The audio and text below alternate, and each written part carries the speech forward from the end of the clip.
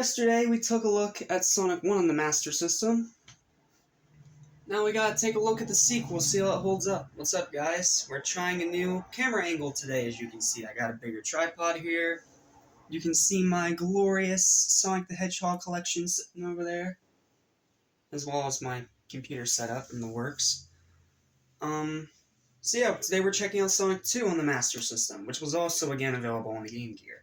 However, unfortunately, this one is not available on Mega Collection Plus.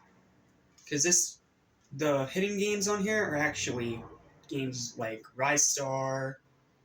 There's a random Blue Sphere minigame that's literally just the special stages from Sonic 3. There's Sonic 3 and Knuckles, Knuckles and Sonic 2.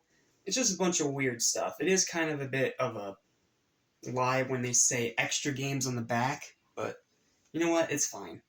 But thankfully, I have an emulated Xbox, and I took a look at the Master System library available for that thing, and I found out that it's the game that we need for today's review. So, let us grab our OG Xbox controllers and take a look at it, shall we? Alrighty. This is Sonic 2 on the Master System and the Game Gear. I think it was released, a year after the original game?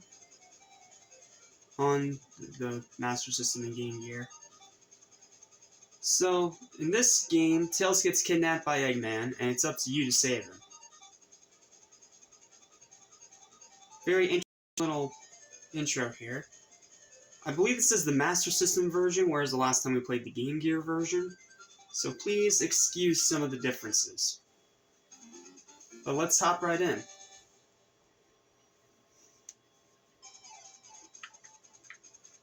Oh yeah, right, I forgot. I can only use the D-pad for this one. It's not going to help very much. Okay. I really like this minecart level. It's very unique to this franchise.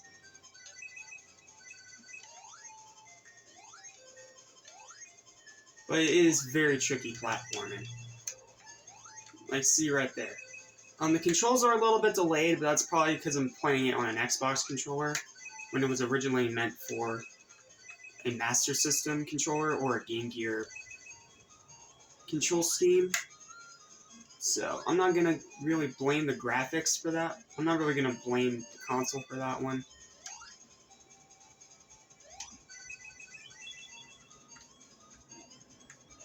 This one's tricky. Ow.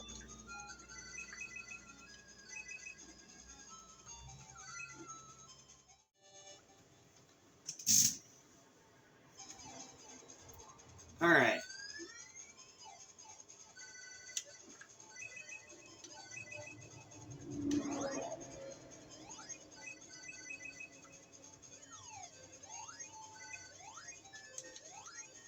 This is my first time actually playing this one.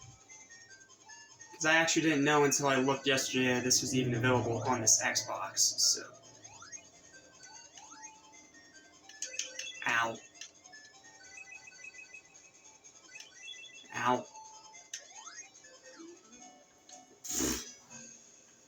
Alright, well, I suck. Let's try again. It's really tricky playing this on a D-pad. Because for some reason, the way that this is emulated, I can't use the joystick. Which definitely sucks, because it helps a lot with sensitivity and control. So yeah, the controls on this one are actually quite slippery, but it's not horrible. I've played worse. Rise of Lyric. But I wouldn't say it's outright terrible. And like I said, I really like this minecart thing. It was not in the original game.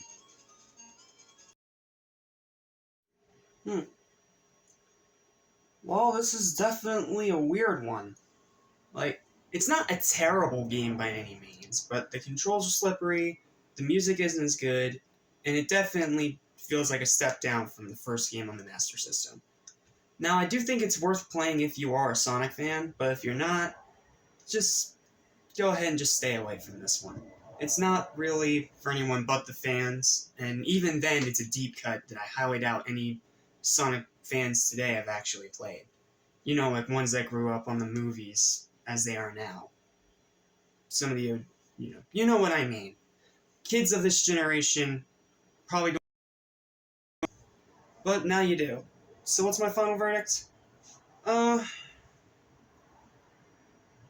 think I gave the first one a 7, right? Yeah, I gave it a 7. I'm gonna give this one... I'll give it a 5. 5 out of 10 for the final verdict. It's an average game, but it's worth playing if you are a Sonic fan. It's a deep cut. It is definitely the more forgettable games of this franchise, but I don't know. It just hasn't aged well. It's definitely very dated, and it is pretty average. That's all I got to say. It's a pretty average game. Check it out if you're a Sonic fan, and if you're not, then just stay away.